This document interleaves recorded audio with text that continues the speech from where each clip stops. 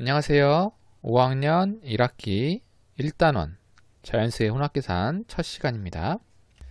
자연수의 혼합계산 단원을 공부하기 전에 배운 내용을 확인해 볼 거예요. 여러분들은 3학년 1학기에 세 자릿수의 덧셈과 뺄셈, 그리고 곱셈과 나눗셈에 대해서 공부를 했었습니다. 4학년 1학기에는 세 자릿수와 두 자릿수의 곱셈하기, 세 자릿수를 두 자릿수로 나누기를 공부했었죠.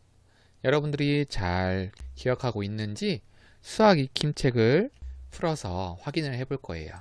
자, 수학 익힘책 5쪽을 펴봅시다. 수학 익힘책 5쪽에는 총 4개의 문제가 제시되어 있어요. 선생님이 시간을 줄 테니 영상을 멈추고 한번 열심히 풀어보세요.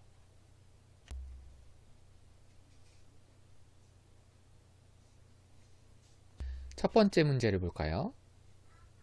두 자릿수와 세 자릿수의 덧셈과 뺄셈 문제네요. 49 더하기 85. 자, 1위 자리끼리 먼저 덧셈을 해야 되겠죠? 9 더하기 5는 14. 1 더하기 4 더하기 8은 13. 그래서 134가 되겠죠? 자, 다음 두 번째 문제. 272 빼기 26입니다. 자, 1위 자리부터 보면 2에서 6을 뺄 수가 없어요. 그러면 앞자리에서 숫자 하나를 빌려와야 되겠죠? 그럼 12에서 6을 빼면 6이 되겠고요. 6에서 1을 빼면 4. 2는 그대로 내려주면 되겠죠. 답은 246이 되겠습니다. 다음 226 더하기 497이에요. 세로셈을 해야 되겠죠? 226 더하기 497입니다. 6과 7을 더하면 13. 9 더하기 2 더하기 1은 12. 4와 2와 1을 더하면 7이 되겠네요. 723. 맞는지 한번 확인해 볼까요? 네, 맞네요. 다음 932 빼기 295예요. 역시 세로셈을 해야 되겠죠? 932 빼기 295입니다. 자, 2에서 5를 뺄 수가 없고요. 앞에서 숫자 하나를 빌려오고 12에서 5를 빼면 7. 2에서 9를 또 뺄 수가 없네요. 또 앞에서 10을 또 빌려와야 되겠네요. 그럼 12에서 9를 빼면 3이 되겠고요. 8에서 2를 빼면 6. 그러면 637이 되겠네요. 한번 확인해 볼까요? 맞네요. 자, 두 번째 문제. 계산 결과가 같은 것끼리 이어보세요 라고 되어 있어요. 그럼 하나씩 한번 계산을 해봐야 되겠죠? 34 곱하기 5. 34 곱하기 5입니다. 5, 4, 20, 5, 3, 15 더하기 2니까 17. 그래서 답은 170이 되겠고요. 41 곱하기 18을 해보겠습니다. 8일은 8, 8, 4, 32. 1 곱하기 1은 1, 4 곱하기 1은 4. 자, 더하면 8, 3, 7. 그래서 738이 되겠네요. 자, 이번엔 세 자릿수 나누기 한 자릿수입니다. 나눗셈도 잘 기억하고 있는지 한번 확인해 봅시다. 자, 나눗셈은 앞에 자리부터 나눗셈을 하는 거였어요. 6 나누기 2, 3은 6이고요. 자, 빼기를 하면 0이네요. 하나만 내려서 7. 7 안에는 2가 역시 3번 들어가죠. 3, 2, 6입니다. 빼면 1. 그리고 6을 그대로 내려서 써줍니다. 자, 다음 16에는 2가 8번 들어가죠. 8, 2, 16.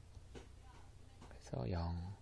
답은 338이 되겠네요. 자, 이번엔 오른쪽의 식들을 한번 계산해 보겠습니다.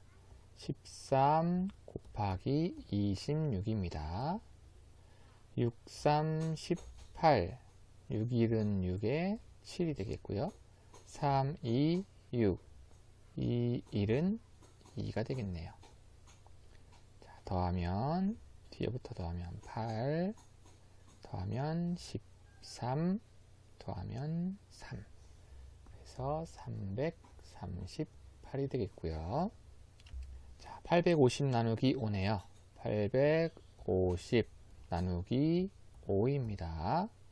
자, 앞에서부터 해보면 5, 1은 5 빼면 3 뒤에 하나를 내려서 붙여주고요. 35에는 5가 7번 들어가네요. 7, 5, 35 0인데 뒤에도 0밖에 없네요. 비어있는 곳에는 0을 써줘야 되겠죠. 170이 되겠습니다. 마지막 246 곱하기 3입니다.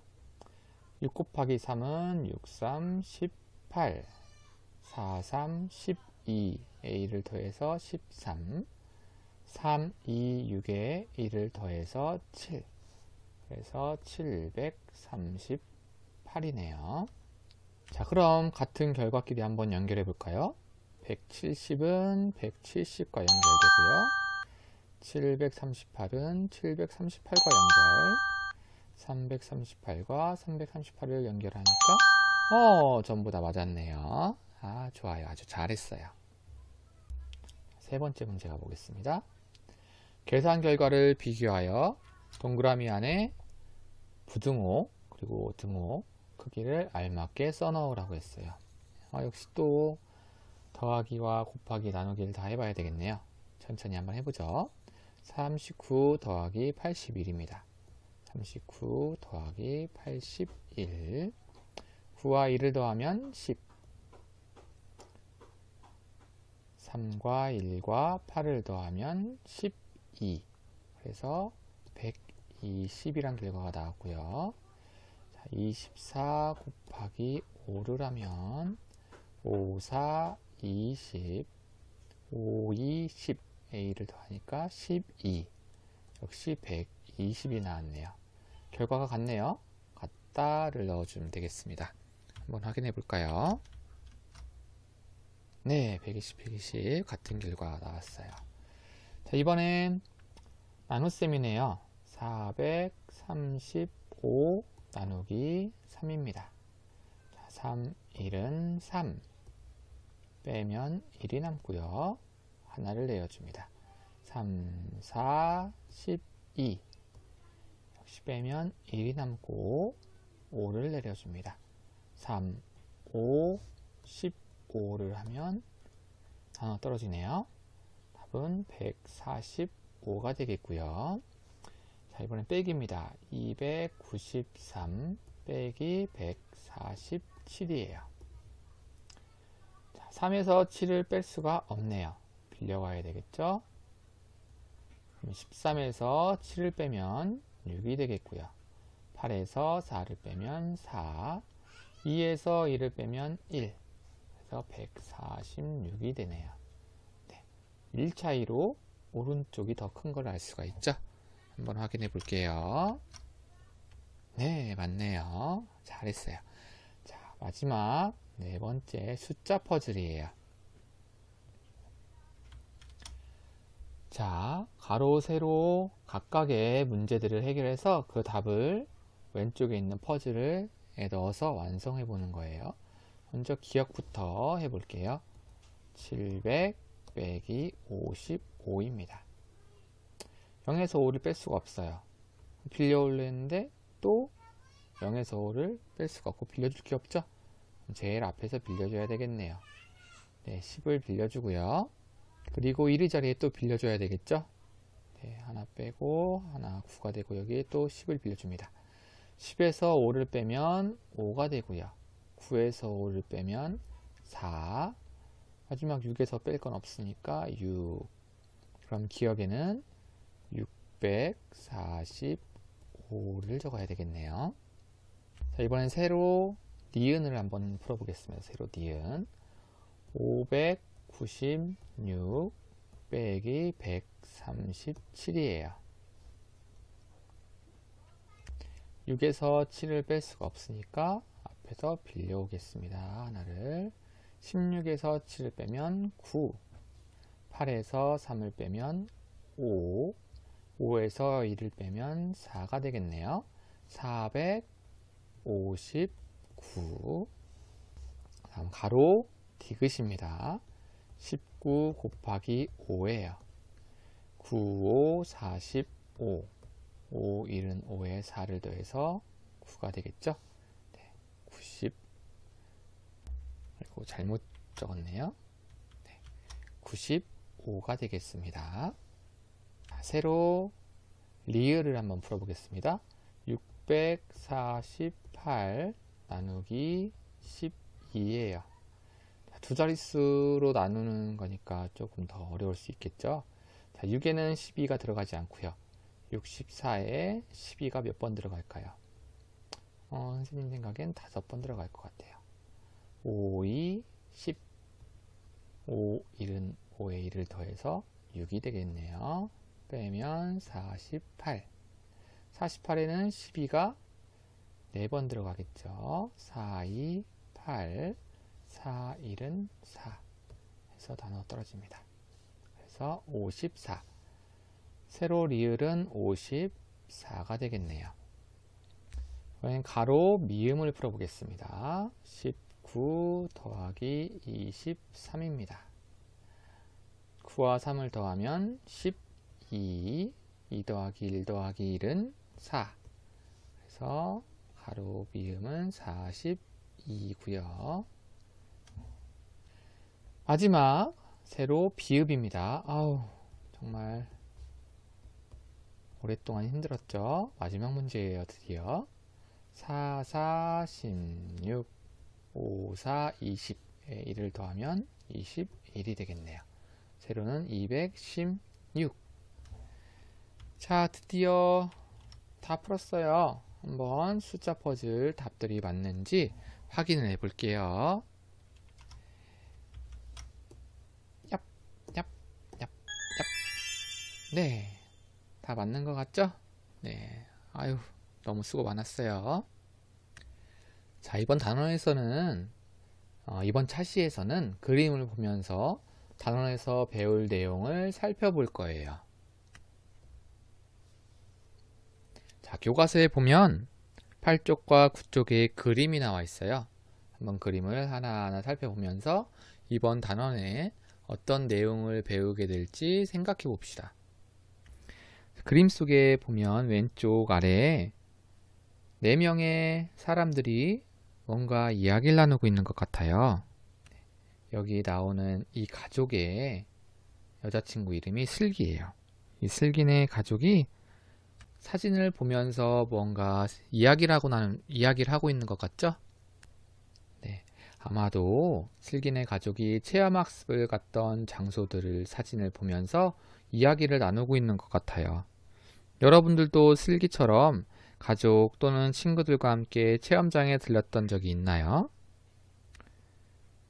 여러분들이 체험했던 장소에서 혹시 수학을 활용했던 적도 있었을까요?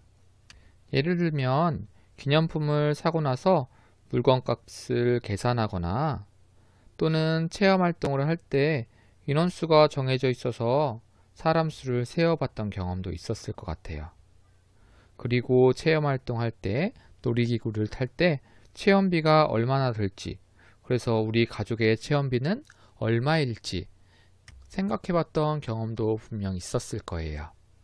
이처럼 우리 생활 속에서 우리는 알게 모르게 수학을 체험하고 있답니다.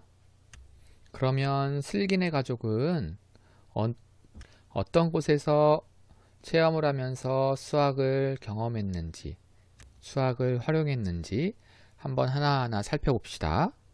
먼저 왼쪽 위에 보이는 그림이에요. 한번 선생님이 클릭해 볼게요.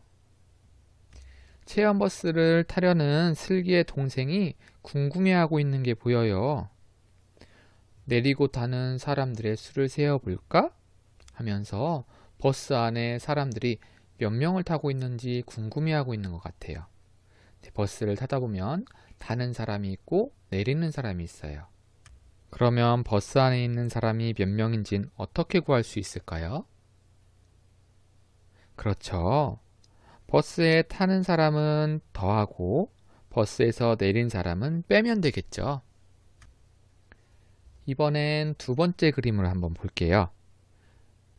기념품 가게에서 물건을 사려는 것 같아요. 물건 값을 계산하려고 하는데 이 슬기의 동생이 무엇을 궁금해하고 있나요? 네, 거스름돈이 얼마인지 궁금해하고 있죠. 그러면 슬기 동생이 받아야 되는 거스름돈은 어떻게 계산할 수 있을까요? 여러분들도 가게에서 물건을 사고 거스름돈을 계산해 본 적이 있을 거예요. 어떻게 계산하나요? 그렇죠. 먼저 물건 값들을 모두 더하고 나서 슬기 동생이 낸 돈에서 빼면 거스름돈이 되겠죠. 자, 이번엔 마지막 그림을 한번 보겠습니다. 그림을 보면 박물관에서 기념품을 나눠주고 있는 것 같아요. 기념품 600개를 3일 동안 똑같이 나누어 준대요. 여기에 슬기가 줄을 서 있는 것 같은데 무언가 궁금해하고 있는 것 같아요. 무엇을 궁금해하고 있을까요? 한 명에게 2개씩 나누어 드린다고 점원이 이야기하고 있죠. 슬기는 기념품이 몇 개나 남아 있을까 하고 궁금해하고 있어요. 그러면 남아있는 기념품이 몇 개인진 어떻게 구할 수 있을까요?